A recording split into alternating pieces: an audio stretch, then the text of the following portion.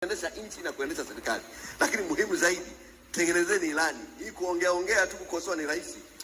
Mheshimiwa Waziri, Bwana ngoja. Subiri. Bwana Kinabo malizia. Alafu naomba nimalize. Kwanza Chauma tunayo ilani na mimi ni katibu wa kamati iliyoandika ilani.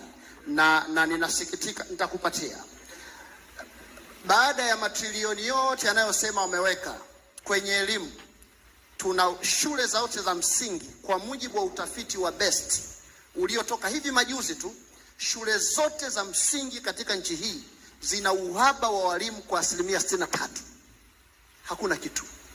Baada ya matrilioni yote wanayosema wamepeleka, kilimo wameweka 2% ya budget. Azimio la Maputo linawataka waweke 10%. Utafiti wa Repoa uliofanyika katika nchi hii ulisema iwapo mtafanya uwekezaji wa kilimo kwa miaka 3 mfululizo, unaweza kupunguza umasikini kwa nusu. Kwa miaka 3 mfululizo. Hawa pesa za kilimo wanapeleka kwenye magari, kwenye ndege, kwenye matumizi ya refreshment, vitafunwa. Huko ndiko ambako sisi tutatoa pesa. Sasa hamwekezi kwenye kilimo ili mpate wa uzalishaji unaosema. Matokeo yake mnashindwa kuzalisha vipato vya Watanzania. Walizungumza masuala ya mbolea hapa. 90% ya mbolea yote ya nchi hii inatoka nchi za nje.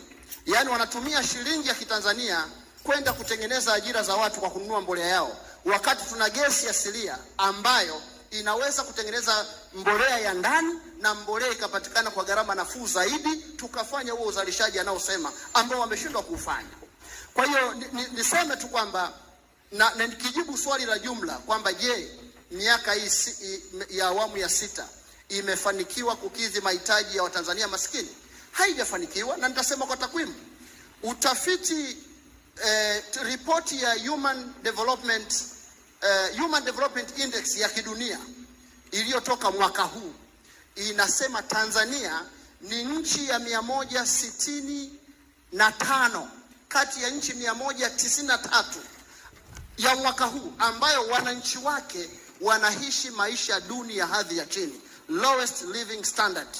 Na kipimo kilichotumika wametazama a long and healthy life, access to knowledge and decent living standard.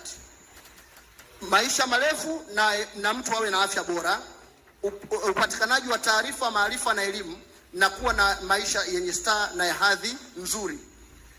Tuko nchi ya 163, ripoti ya juzi.